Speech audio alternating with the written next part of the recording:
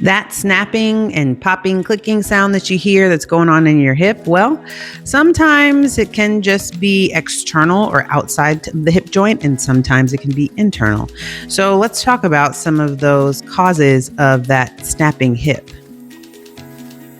You have external snapping hip, which is basically when the IT band, or the thing that sits on the lateral or outside aspect of the hip, it can cause some friction over the bone, and so that can cause a pop or a click or a snap. Internal means a little bit deeper in, and we're talking about hip flexors. And so our dancers, ballerinas, they are getting this more often than not because they're constantly flexing that hip.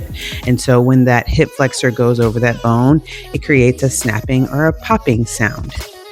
Now, if we're talking about internal, so inside the joint space itself, you have a piece of cartilage that sits there. It's called your labrum. It's an extra piece of cartilage that allows for more surface area for the bone to fit snug in that socket. And sometimes you can get pinching of that. Sometimes there can be a defect or a small tear in it.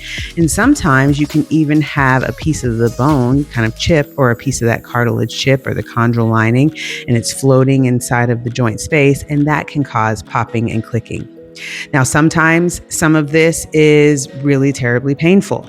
And then other times we pop, clack, click, all the things going up and down the stairs, and nothing really bothers it. So non-painful popping could just be the joint space itself opening and closing. And when it opens, small bubbles, those nutrient bubbles, they pop. And so that's okay.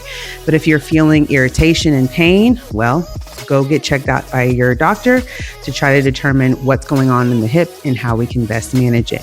So comment, click if this has ever happened with your hip, or maybe you've been seen for a snapping hip before. So let us know about that as well.